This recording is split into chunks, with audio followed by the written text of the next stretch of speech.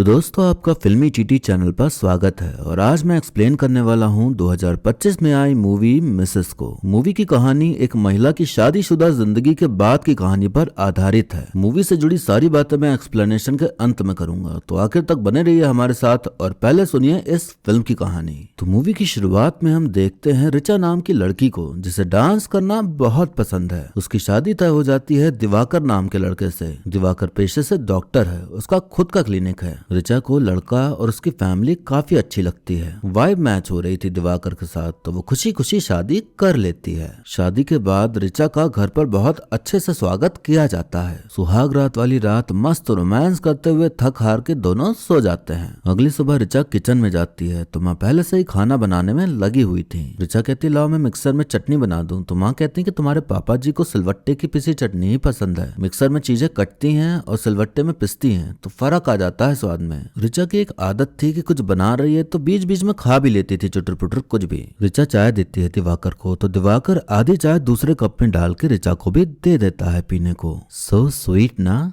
देखते जाओ बस। रात में रिचा की सास बर्तन धो रही होती है तो रिचा कहती कि रहने दीजिए, कल काम वाली आएगी तो धो देगी। माँ कहती कि नहीं, किचन बासी नहीं छोड़ते बेटा। तो रिचा कहती लाइए मैं कर देती हूँ, तो माँ कहती कि नहीं आज रहने दो। रिचा अपने रूम में जाती है तो दिवाकर मूड बनाने लगता है, तो रिचा कहती कि आज बहुत ज्यादा खा लिया है, मूड नहीं है, आज नहीं करते हैं ना। दिवाकर फिर भी उसके साथ करने ही लगता है। रिचा रोकना चाह रही थी पर दिवाकर रुक ही नहीं रहा था, तो होता वही जो दिवाकर का करने का मन था। माँ पूरा किचन साफ करके ही सोने जाती थी। रात के 12-1 बज जाते थे करते करते। रिचा को समझ नहीं आया था कि हुआ क्या। उसने मना किया पर दिवाकर ने उसकी सुनी नहीं। उसे अच्छा सा नहीं लग रहा था। सासू माँ सुबह 6 बजे उठ जाती हैं। उठते ही माँ काम पे लग जाती थी। अपने पति के कपड़े निकाल के रखती हैं, उनकी चप्पल बेड के पास रख देती हैं। उनके उठने पर उन्हें अजवाइन घुला पानी देती हैं, फिर चली जाती हैं किचन खाना बनाने। रिचा भी लग जाती है उनके साथ। दिवाकर सुबह जाता है टेनिस खेलने। पापा जी अखबार पढ़ते हैं और फिर मालिश करवाते हैं नौकर से। रिचा किचन में थी तभी दिवाकर आवाज लगाता है। रिचा उसके पास जाती है तो दिवाकर कहता कि कबर्ड से कपड़े निकाल दो मेरे। रिचा पैंट शर्ट निकालती है तो दिवाकर कहता कि पूरे कपड़े। रिचा कच्चा बनियान भी निकाल कर टॉन्ट मारते हुए कहती कि पहना भी दूं क्या। तो दिवाकर कहता कि हाँ क्यों नहीं। कबर्ड 2 कदम की दूरी पर था, खुद से भी वो कपड़े निकाल सकता था, लेकिन रिचा को बुलाया आवाज लगाकर, जो कि किचन में वो भी काम ही कर रही थी। नाश्ता बन जाता है तो दिवाकर और पापा जी खाने बैठते हैं। रिचा जल्दी जल्दी रोटी दे रही होती है तो पापा जी टोकते हुए कहते कि लेफ्ट हैंड से नहीं बेटा, लेफ्ट हैंड से तो भिखारियों को भीख भी नहीं देते।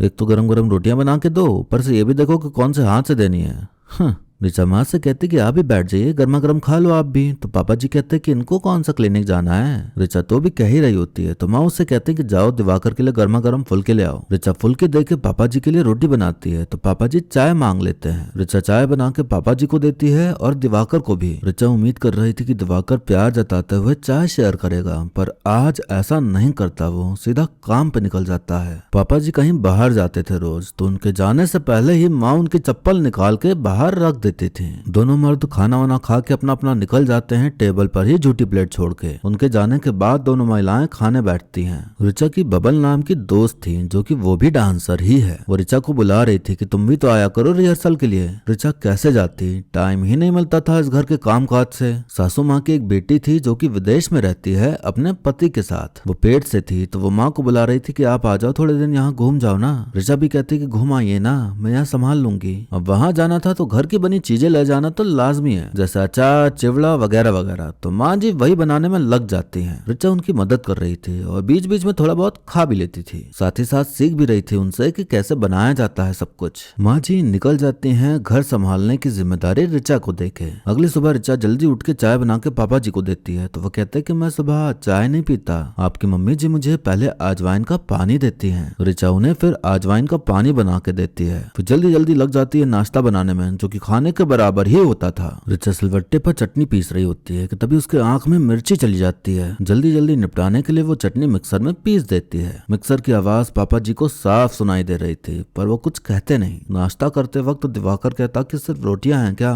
फुलके नहीं है क्या। रिचा जल्दी से फिर गरम गरम फुलके बना के देती है। तभी पापा जी चटनी देखते हुए कहते कि अगर दही है तो वो दे दो मुझे, सिलवट्टे पर पीसने से हाथ जलते होंगे ना।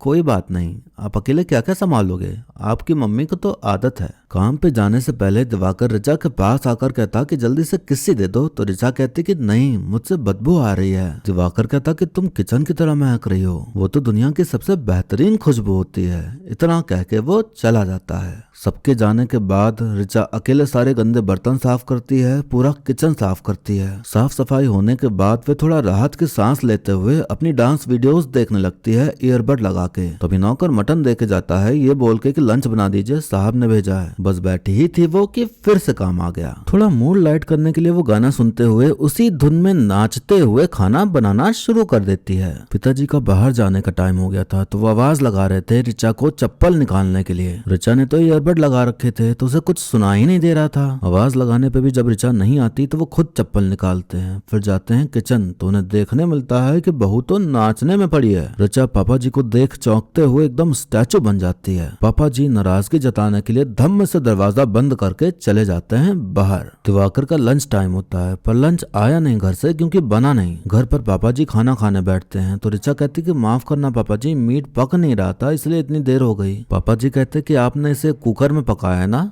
फिर तो ये पुलाव हुआ, बिरयानी नहीं। दम पुख्त बिरयानी का मतलब है धीमी धीमी आंच में पकना, धीरे धीरे। दिवाकर शाम को आकर कहता कि 12-12 घंटे काम करता हूँ यार, कम से कम खाना तो टाइम पे डिजर्व करता हूँ ना। 6 कप कॉफी पीकर दिन काटा है आज मैंने, अब डिनर मिलेगा या वो भी नहीं मिलेगा तो गर्म फुल्के ही देना।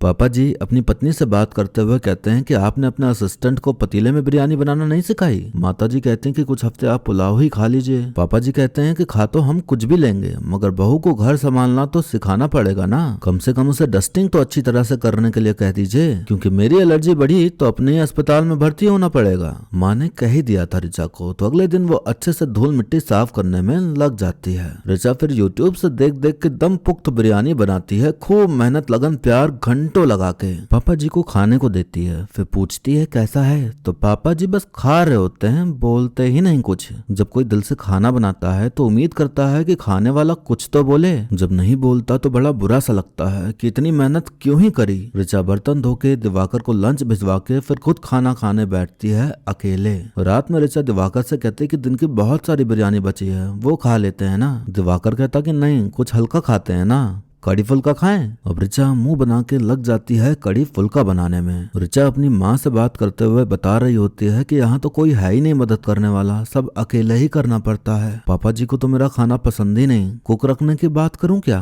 माँ कहती कि अभी नई नई गई हो, अभी मत बोलो कुछ, बाद में बात कर लेना, अभी एडजस्ट कर लो थोड़ा। ऋचा कहती एडजस्ट ही कर रही हूँ माँ, बचा हुआ खाना या तो मुझे खाना होता है या तो फेंकना होता है। माँ कहती तो खाना हिसाब से बनाया करो ना। ऋचा कहती हिसाब से ही बनाती हूँ मम्मी, आपसे तो बात करना ही बेकार है, चलो रखो फोन। रात का खाना खिला के ऋचा बर्तन धो रही होती है कि तभी बेसिन जाम हो जाता है। ऋचा को बहुत घिन आती थी गंदे पानी में हाथ डाल के कचरा निकालने पर अब उसे वो भी करना पड़ता है खुद ही। सब काम खत्म करके थक हार के सोने जाती है वो, तो दिवाकर चढ़ जाता है उस पर। चाहे मन हो ना हो, मन तो तब होना जब बनाया जाए। उसे तो बस अपने चरम सुख से मतलब था, अपना कर लिया बस हो गया। ऋचा की इच्छाएं, ऋचा की फीलिंग्स गई तेल लेने। अगले दिन बर्तन धोते समय ऋचा देखती है कि बेसिन की पाइप लीक हो रही है, सब गंदा पानी टपक रहा है। ऋचा को टाइम ही नहीं मिलता था अपनी दोस्त से भी बात करने का, पर आज उसका फोन उठा लेती है। दोस्त खबर देती है कि कमानी में उसका परफॉर्मेंस सेलेक्ट हो गया है, उसको पहला कोरियोग्राफी क्रेडिट मिलेगा, हमने रिहर्सल शुरू कर दी है, तुम्हें 2 हफ्ते से कॉल कर रही हूँ पर तुम तो गायब ही हो। ऋचा का भी बहुत मन था ज्वाइन करने का, पर कहती कि मेरा तो आना मुश्किल होगा।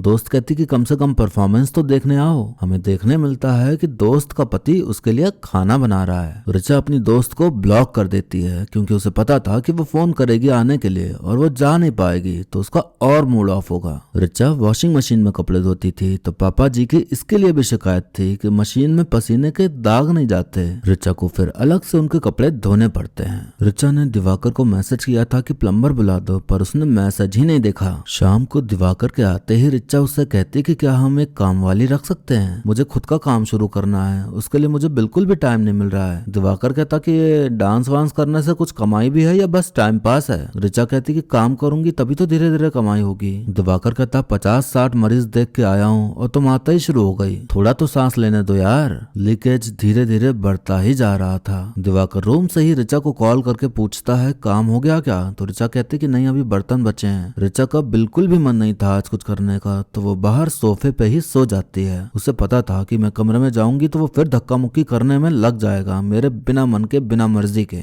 अगले दिन ऋचा दिवाकर को बताती है कि मेरे पीरियड्स शुरू हो गए हैं। तो दिवाकर कहता कि अच्छा अब तुम किचन में मत जाना। ऋचा पूछती क्यों? तो दिवाकर कहता कि क्योंकि तुम्हें रेस्ट चाहिए ना, तुम रेस्ट करो, मैं चाय नाश्ते का देख लेता हूँ। दिवाकर बाहर से नाश्ता ले आता है। अब क्लिनिक से दिवाकर एक महिला भेजता है घर की सफाई के लिए। ऋचा डस्टिंग करने लगती है तो महिला कहती कि आप आराम करो, वैसे भी इस घर की औरतों को आराम बड़ी मुश्किल से मिलता है। ऋचा पूछती कि काम वाली मिल जाएगी क्या? तो महिला बोलती कि कितनों को लेके आई पर एक भी नहीं टिकी, आपके घर में ना किचकिच बहुत करते हैं। अब जब तक ऋचा के पीरियड्स नहीं खत्म हो जाते यही खाना पीना बनाना, घर के काम करने वाली थी। दिवाकर और पापा जी को नाश्ते में खाने की आदत थी मस्त मस्त खाना, लेकिन एक्चुअल में जो नाश्ते में खाया जाता है महिला वही बना के रख देती है। दोनों इंतजार में थे कि कब खत्म होंगे ऋचा के पीरियड्स, कब खाने मिलेंगे पकवान। ऋचा इस बीच अपने डांस वीडियोस देखती रहती थी तो उसका मन करने लगा कि कुछ तो करना चाहिए मुझे। ऋचा एक डांस एकेडमी में डांस टीचर के लिए अप्लाई कर देती है। पीरियड्स खत्म हो जाते हैं तो खाना खिलाते वक्त ऋचा पापा जी से कहती कि मैं सोच रही हूँ कि जॉब कर लूँ डांस टीचर की, बचपन से कर रही हूँ, 4 साल से सिखा भी रही हूँ, मेरा खुद का डांस ट्रूप भी है। दिवाकर कहता ये तो तुम्हारी हॉबी है ना, हॉबी को जॉब कौन बनाता है? पापा जी दिवाकर की बात पर हामी भरते हुए कहते कि हाँ, और हमारी फैमिली में सूट भी नहीं करेगा। दिवाकर ऋचा से कहता कि देखो अभी अप्लाई मत करो, बाद में मैं पापा से बात कर लूंगा, और वैसे भी गर्भवती होने के बाद तो ये जॉब शॉब छोड़ना ही पड़ेगा ना, तो क्यों परेशान होना इतना। ऋचा का मुंह बन जाता है। अब घर पर आते हैं एक दिन के लिए रिश्तेदार टुन्नू भैया और बिन्नी भाभी। टुन्नू भैया शिकंजी बनाने को कहते हैं, दिवाकर हॉट कॉफी और पापा जी के लिए चाय। जब तक वो सब कुछ बना के लाती है ये लोग बोतल खोल लेते हैं। बिन्नी भाभी कहती हैं कि लाई है तो पी लो ना। टुन्नू भैया टेस्ट करते ही बोलते हैं कि शिकंजी बनाना भी एक कला है, शिकंजी नींबू पानी की तरह थोड़ी ना होती है। बिन्नी भाभी कहती कि एक घर है, कोई ढाबा थोड़ी है। टुन्नू भैया हंसते हुए कहते हैं कि बीवी कमाओ हो ना तो धौंस हमेशा जमाती है। अब बात आती है खाने में क्या खाना है, तो ऋचा कहती कि खाना बन गया है, लेकिन इन लोगों का मन था मटन खाने का। टुन्नू भैया कहते हैं मटन तो मैं बनाऊंगा, तुम लोगों को आज अपने हाथ का मटन खिलाता हूँ। जो भी आप सोच रहे हो वही होता है। बनाया तो ठीक, लेकिन पूरा किचन तितर बितर कर दिया, कूड़ेदान सा बना दिया किचन को। ऋचा ने इलाके का मुआयना किया ही था जंग लड़ने के लिए कि तभी फिर से फरमाइश आ जाती है 3 शिकंजी की। अगले दिन फिर टेस्टी टेस्टी खाना बना के सबको नाश्ता कराती है। फिर लंच भिजवाकर वो तैयार हो जाती है जाने के लिए। आज इंटरव्यू था उसका जहाँ अप्लाई किया था उसने। वो निकल ही रही होती है कि तभी पापा जी आकर पूछते हैं कहीं जा रही हो? ऋचा बताती है अपनी बात तो पापा जी कहते हैं कि मैंने मना तो कर दिया था ना इसके लिए, तो फिर क्यों जा रही हो? आपकी जो मम्मी जी है ना उन्होंने भी पीएचडी की है इकोनॉमिक्स से, मगर घर और बच्चे उनकी हमेशा फर्स्ट प्रायोरिटी रहे हैं। ऋचा उन्हें मनाने की कोशिश करती है पर पापा जी उसकी सुन ही नहीं रहे होते, सुन के भी अनसुना कर दे रहे थे। ऐसे वक्त पे क्या ही करती ऋचा, नहीं जाती वो। जब आपके अंदर प्रतिभा हो, यकीन हो खुद पर कि हम कर सकते हैं, पर करने ना मिल रहा हो कुछ, तो जो फील होता है वही फील कर रही थी ऋचा भी। अब हम देखते हैं कि ऋचा और दिवाकर गए होते हैं ऋचा के दोस्त के घर डिनर करने। खाना खाने के बाद दिवाकर झूठी प्लेट्स उठाकर रखने लगता है तो ऋचा मजाक में बोलती अरे वाह, यहाँ तो तुम बड़ी हेल्प कर रहे हो। दिवाकर कहता मैं तुम्हारी मदद नहीं करता क्या? ऋचा कहती मदद किचन तो क्या जनाब टेबल से उठते तक नहीं है घर पे, पापा जी के साथ बैठते हैं खाने और पापा जी के साथ ही चले जाते हैं। दिवाकर कहता क्लिनिक में मैं अकेला ही काम करता हूँ, तुम आओगी क्या वहाँ काम करने? ऋचा कहती तुम जाने दोगे मुझे बाहर काम करने? फ्री की कुक और काम वाली जो मिल गई है। ऋचा वाइन के नशे में थी तो आज इतना सब बोलने की हिम्मत कर ली मस्ती मस्ती में। दिवाकर अकेले में ऋचा से कहता कि क्या बोल रही हो तुम, मैंने तुमसे इसलिए शादी की कि मुझे फ्री की कुक और काम वाली चाहिए थी, इसीलिए लाई हो तुम यहाँ कि मेरा मजाक बना सको अपने दोस्तों के सामने। ऋचा कहती कि मैं मजाक कर रही थी। घर आकर दिवाकर मुंह सड़ाए लेटा हुआ था। ऋचा कहती कि लड़ाई का गुस्सा लेके नहीं सोना चाहिए पति पत्नी को। ऋचा उससे माफी मांगती है तो वो शांत हो जाता है। फिर अचानक ऋचा के साथ करने लग जाता है सीधा। कोई फोर प्ले नहीं, कोई रोमांटिक बातें नहीं, सीधा मेन कोर्स। इच्छा ही मर गई थी ऋचा की अब तो कुछ करने की। दिवाकर ने अब तक प्लम्बर नहीं बुलाया था, पानी और बहने लगा था। ऋचा दिवाकर से फिर से कहती है कि किसी को बुला लो इसे ठीक करने के लिए। दिवाकर हूँ हाँ करके टालते हुए कहता कि मेरा बैग पैक कर दो, मुझे कॉन्फ्रेंस के लिए जाना है। दिवाकर कहता कि पापा का बर्थडे आने वाला है, लंच पर उनके दोस्त आएंगे तो खाना एकदम कड़क होना चाहिए। चाहिए। जाते जाते दिवाकर फिर अपनी गर्मी निकालने के लिए आगे बढ़ता है तो ऋचा उसे पीछे करते हुए कहती कि नहीं करना मुझे अभी। संभोग के सिर्फ बच्चा पैदा करने के लिए करते हैं क्या? दिवाकर कहता हम शादीशुदा हैं, फैमिली प्लानिंग तो करेंगे ना। ऋचा कहती कैसे? ऐसे मशीनी संभोग करके? तुम्हें दिखता नहीं कि मुझे दुखता है जब तुम मेरे साथ करते हो, पर तुम्हें बस करने से मतलब है। संभोग करना कोई काम नहीं है कि काम किया और बस चलते बने। थोड़ा तो प्यार करो दिवाकर, थोड़ा फोरप्ले करो, मेरी भी कुछ इच्छाएं हैं। हमेशा सीधा शुरू हो जाते हो और खत्म होते ही बस खत्म। दिवाकर कहता तुम्हें बड़ा अनुभव है इसका। इच्छाएं पूरी करने लायक है भी कुछ तुम में? किचन की बास आती है तुम में से। शक्ल देखिए अपने आईने में, आई बड़ा बताने वाली। इतना कह के वो चला जाता है। अब करवा चौथ का दिन आ जाता है। बुआ जी आ जाती हैं घर पे, कहती कि मैं तुम्हारी सास की ड्यूटी करने आई हूँ। लीकेज देख के बुआ जी ऋचा को ही टॉन्ट मार देती हैं कि बेटा घर जितना साफ रहता है घर में उतनी ही बरकत होती है। खाना बनाते वक्त बुआ कहती हैं कि मुझे खाना बनाना बहुत पसंद है, तुम्हारी सास को मैंने ही खाना बनाना सिखाया था। ऋचा उन्हें अपनी डांस वीडियो दिखाते हुए बताती कि मुझे डांस करना बहुत पसंद है। खाना खाते वक्त पापा जी ज्ञान दे रहे होते हैं कि उपवास रखना सेहत के लिए बहुत अच्छा है। ये सब करवा चौथ वगैरह सोच समझ के बनाया है। हर प्रथा के पीछे कोई ना कोई वैज्ञानिक कारण जरूर होता है। बुआ जी भी हाँ में हाँ मिलाती हैं। बुआ जी ने भी व्रत रखा हुआ था, उनको बीपी का इशू था तो तबीयत खराब होने लग रही थी उनकी। तो ऋचा कहती कि आप दवाई खा लो ना। बुआ जी मना कर रही थी लेकिन फिर भी केयर दिखाते हुए ऋचा कहती कि आप दवाई खा लो, व्रत रखना इतना भी जरूरी नहीं है। बुआ भड़क जाती है, मुझे कोई दिक्कत नहीं है व्रत रखने में, इतनी उम्र होने को आ गई और तुम्हारी जनरेशन को देखो अभी से दिक्कत होने लगी। अपने व्रत पे ध्यान दो। तुम्हारी सास कह रही थी कि खाना बनाते वक्त तुम्हें चुगने की आदत है। ऐसा ना हो कि मटर पनीर बनाते वक्त तो पनीर खा लिया और मटर रह गया खाली।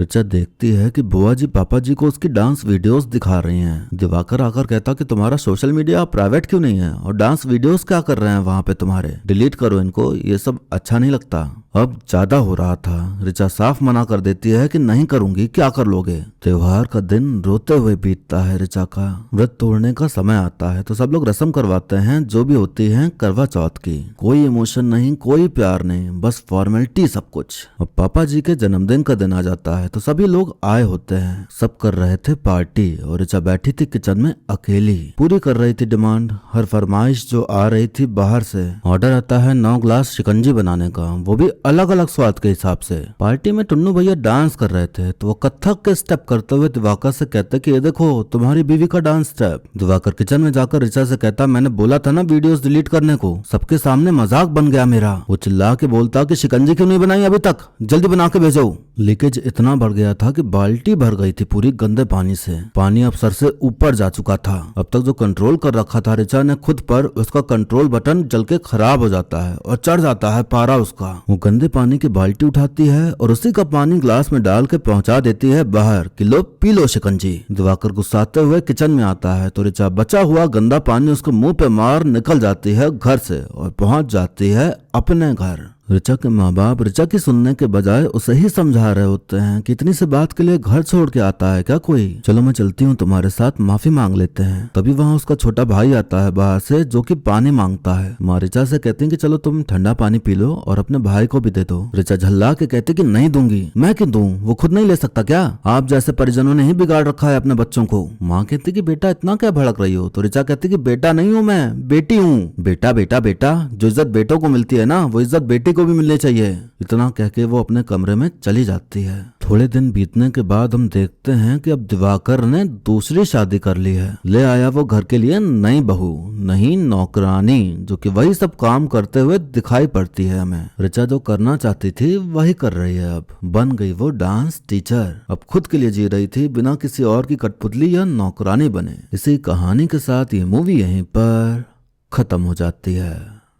तो दोस्तों ये मूवी हमें दिखाती है कई घरों की असलियत को। लगभग हर घर में ऐसा ही माहौल है। कुछ इस माहौल में ढल जाते हैं माँ की तरह, कुछ नहीं ढल पाते ऋचा की तरह। मैं पहले यही कहना चाहूंगा कि घर के काम करने में कोई बुराई नहीं है, सभी को करना चाहिए। लेकिन जहाँ बात यह आ जाती है कि ये सारे काम सिर्फ महिलाएं करेंगी, वहीं आपकी सोच का अंदाजा लग जाता है। एक समय था जब ये सोच सब पर हावी थी, पर अब 21वीं सदी में इस सोच को नहीं चलाया जा सकता। अब मर्द और औरत दोनों को ही घर के काम आने चाहिए, क्योंकि अब औरत भी बाहर काम करने योग्य बन रही है। तो वैसा नहीं बोल सकते कि मैं पैसे भी कमा के लाऊं और घर के काम भी करूं। ये डायलॉग अब नहीं चल पाएगा। एक औरत इस बात के लिए रेडी हो सकती है कि वो घर के काम भी निपटा ले और बाहर काम करने भी चली जाए, पर मर्द इतना ज्यादा लोड शायद ही ले पाए। एक बात ये भी है कि अब धीरे धीरे वो समय भी चला गया है जब शादी से पहले लड़की अपने मन की बात नहीं रख पाती थी। ऋचा को अगर शादी के बाद अपना पैशन फॉलो करना था, जॉब करनी थी, तो ये सारी बातें उसे पहले ही क्लियर कर लेनी चाहिए थी। अरेंज मैरिज फुल्ली प्रैक्टिकल तरीके से होती है, उसमें इमोशंस और प्यार बाद में आता है, पहले डील्स और डिमांड्स होती हैं। तो अपनी डिमांड पहले ही रख देनी चाहिए कि मेरा ये सीन है, मैं ये करना चाहती हूँ शादी के बाद भी। दिवाकर के घर वालों को ऐसी बहू चाहिए थी जो कि खाली घर का काम संभाले। ऋचा ने अच्छी फैमिली, अच्छा घर, अच्छा लड़का देख के शादी तो कर ली, पर यह सोचना भूल गई कि उसके बाद क्या होगा। क्या उसे अपनी मर्जी चलाने दी जाएगी? क्या उसे खुद का कुछ करने दिया जाएगा?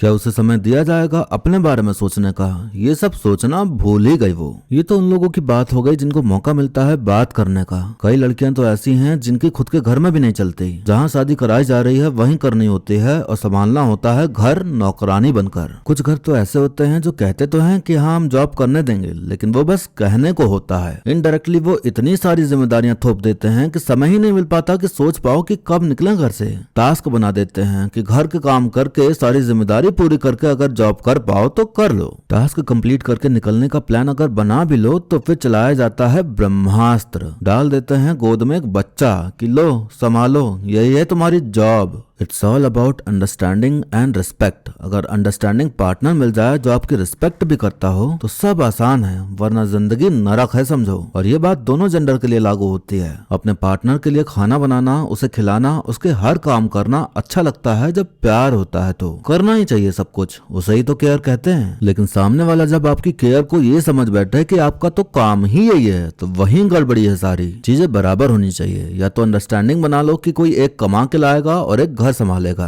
दोनों एक दूसरे के कामों की रिस्पेक्ट करो। ये मत सोचो कि इसका तो काम ही यही है तो करना ही पड़ेगा ना इसे। कोई आपके लिए गर्मा गर्म खाना बना रहा है, घर चमका रहा है, साफ कपड़े दे रहा है, तो आप भी उसे प्यार दो, उसकी केयर करो। एक गलती ऋचा भी कर रही थी, दिवाकर के घर पे कदम पड़ते ही शिकायतें करने लग जाना। मर्द जात को यह बिल्कुल नहीं भाता कि वो काम करके थक हार के घर आए और उसे फिर से काम बताना शुरू कर दिया जाए। पहले आपको उसे इतना स्पेस देना चाहिए कि वो कंफर्टेबल हो सके, फिर प्यार से अपनी बात रखो उसके सामने। गारंटी देता हूँ कि वो आपकी बात जरूर सुनेगा।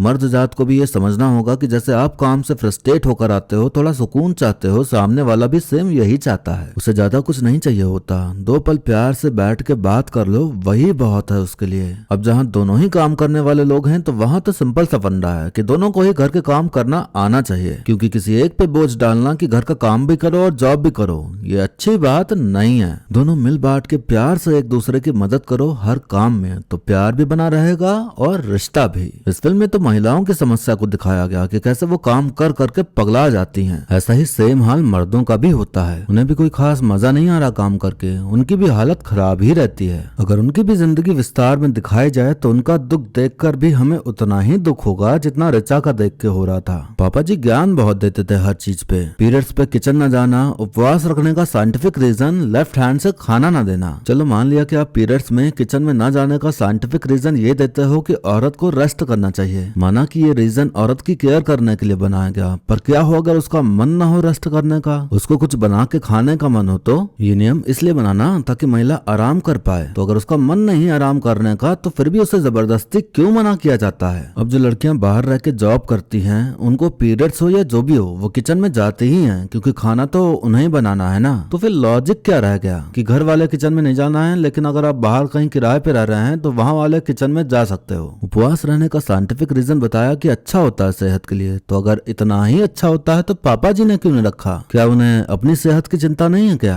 चलो करवा चौथ का व्रत नहीं रखना तो ऐसे तो रख लो, रख लेंगे तो पकवान कैसे खाएंगे? खाली ज्ञान देने आता है, खुद पर वही ज्ञान अप्लाई करने नहीं आता। बात रही इसकी कि लेफ्ट हैंड से कुछ लेना देना गलत है। मैं तो लेफ्टी हूँ, मेरा तो लेफ्ट हैंड ही मेरा राइट हैंड है, तो क्या किया जाए? अब अब एक नया ट्रेंड बन गया है ऐसी चीजों को मनवाने का कि एक साइंटिफिक रीजन दे दो तो लोग मानने लगेंगे। आधे से ज्यादा चीजों को साइंस मानती भी नहीं और ना कोई रिसर्च हुई है, लेकिन लोग अपने में ही कोई साइंटिफिक रीजन बना के बताने लगते हैं खुद से ही। डर जो है अगर ना माना तो कुछ हो जाने का, वो हमें मजबूर भी कर देता है यकीन करने के लिए इन सभी अंधविश्वासों पर। एक ही जिंदगी मिली है तो हमें लगता है कि क्यों रिस्क लेना, कर लेते हैं ऐसा ही जैसा बोला जा रहा है। तो डर का माहौल बना के यही सब करवाते आ रहे हैं लोग। ये फिल्म 2021 में I Malayalam movie the great Indian kitchen की रीमेक है। ये थोड़ा मॉडर्न वर्जन है उस फिल्म का। मुझे उससे बेहतर ये फिल्म लगी क्योंकि उसमें वहाँ के हिसाब से चीजें दिखाई गई थी। हिंदी ऑडियंस इस फिल्म से ज्यादा कनेक्ट हो पाएगी। मैंने ओरिजिनल फिल्म का भी एक्सप्लेनेशन किया है तो कंपैरिजन के लिए आप देख सकते हैं उसे भी। अब एक्टिंग की बात करें तो सानिया मल्होत्रा ने बहुत अच्छा काम किया है। ऋचा के किरदार को बहुत अच्छे से निभाया। वो बहुत ही ज्यादा टैलेंटेड हैं और उनका टैलेंट अभी भी बॉलीवुड नहीं समझ पाया है। बाकी सह कलाकारों का काम भी बढ़िया रहा। और भी बहुत सारी बातें हैं कहने को, पर फिर कभी किसी और वीडियो में कहूंगा, वरना ये वीडियो लंबी होती चली जाएगी। बस इतना ही कहूंगा कि शादी करने से पहले